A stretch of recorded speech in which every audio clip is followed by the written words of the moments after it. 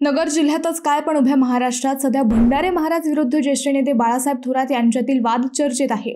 संगमनेर तालुक्यातील घुलेवाडी येथील कीर्तनात झालेल्या गदारोळानंतर या दोघांनीही एकमेकांविरोधात वक्तव्य केली आहेत।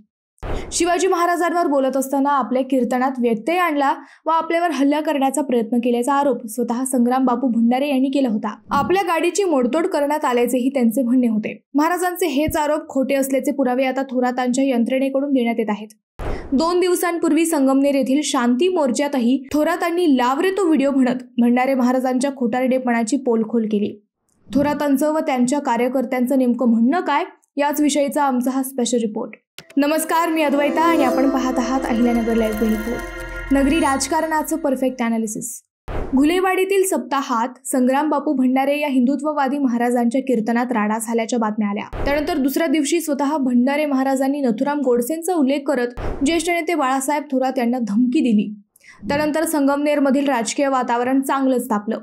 भंडारे महाराजांच्या समर्थनार्थ अगोदर महायुतीने मोर्चा काढला। या मोर्चातही स्थानिक आमदार अमोल खताळ यांनी थोरात व त्यांच्या यंत्रणेवर गंभीर आरोप केले। हा प्रकार व हे सर्व आरोप खोटे असल्याचे थोरात व त्यांच्या यंत्रणेचे म्हणणे होते। तोच खोटारडेपणा जनतेसमोर आणण्यासाठी 21 ऑगस्टला थोरात व त्यांच्या यंत्रणेकडून शांती मोर्चा काढण्यात आला होता। या मोर्चात थोरात यांच्यासह आमदार सत्यजित तांबे हेही उपस्थित होते। याच कार्यक्रमात बाळासाहेब थोरातांनी लाव रे तो व्हिडिओ म्हणत या कीर्तनाचे व या राड्याचे फुटेज संगमनेरकरांसमोर दाखवले। कीर्तनातील राड्याचे कारण महाराजांना मारहाण केल्याचा खोटा दावा आणि गाडीवर हल्ला केल्याचा बनाव हे सगळं थोरातांनी व्हिडिओच्या माध्यमातून जनतेसमोर मांडलं। संगमनेरमधील वातावरण दूषित करण्याचं काम काही जणांकडून जाणीवपूर्वक सुरू असल्याचा दावा थोरातांनी केला। सत्ताधारी सरकार, पोलीस यंत्रणा व कीर्तनकार भंडारे यांच्यावर टीका करत थोरातांनी या कार्यक्रमाचे लाईव्ह फुटेज स्टेजवर दाखवले। वातावरण फक्त संगमनेरचेच दूषित करण्याचा हा डाव नाही, तर संपूर्ण महाराष्ट्रातील वातावरण कसं दूषित केलं जातंय हे थोरातांनी सप्रमाण दाखवून दिलं। एवढंच नाही तर भंडारे महाराज कसं खोटं बोलतोय व एखाद्याच्या हातचं कसं बाहुलं होतोय हेही थोरातांनी आपल्या भाषणातून पुराव्यासह दाखवून दिलं। घुलेवाडीत प्रकार झाल्यानंतर संग्राम महाराज भंडारे यांनी स्वतःचे 2 व्हिडिओ प्रसारित केले।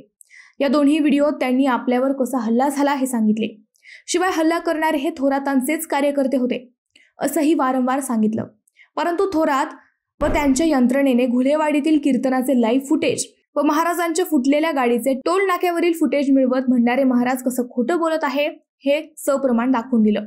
कीर्तनकार भंडारे महाराजांची कार संगमनेरमध्ये आली त्यावेळी ती पूर्वीच फुटलेली होती। सीसीटीव्ही फुटेजमध्ये ती गाडी अगोदरच फुटलेली असल्याचा व्हिडिओ थोरातांच्या कार्यकर्त्यांनी दाखवला।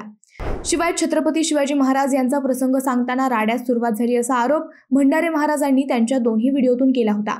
परंतु विरोधकांकडून जो व्हिडिओ व्हायरल केला गेला तो एडिट केलेला होता, हेही थोरातांच्या यंत्रणेने सप्रमाण दाखवून दिले। छत्रपती शिवाजी महाराजांवरील प्रसंग झाल्यानंतर महाराज जेव्हा विषयांतर करू लागले त्यानंतर हा वाद झाल्याचे थोरातांच्या यंत्रणेचे म्हणणे आहे।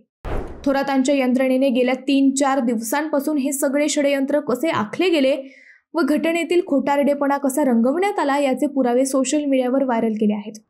महाराज कोणत्या गाडीतून आले, वाद नेमका कोणत्या विषयावरून झाला, धक्काबुक्की खरंच झाली का, गाडी घटनेनंतर फुटली की अगोदर फोडण्यात आली होती, मंदिरातील सीसीटीव्ही फुटेजमध्ये काय रेकॉर्ड आहे हे सगळं सविस्तर व्हायरल केलं गेलं। संगमनेर अशांत करण्याचा प्लॅन सुरू झालाय असा आरोप करत थोरातांच्या कार्यकर्त्यांनी त्यांच्यावरील सर्व आरोप खोडून काढले आहेत। आगामी जिल्हा परिषद व पंचायत समिती निवडणुकीपूर्वी केलेला हा प्री प्लॅन असल्याचा आरोप थोरातांच्या यंत्रणेने केला आहे। परंतु या सगळ्या प्रकारानंतर चर्चा मात्र वाढल्या आहेत। मित्रांनो, या सगळ्या प्रकाराबाबत तुम्हाला काय वाटतं हे आम्हाला कमेंट करून नक्की कळवा। शिवाय व्हिडिओ आवडला असेल तर चॅनलला सबस्क्राईब करून व्हिडिओला लाईक करायला विसरू नका।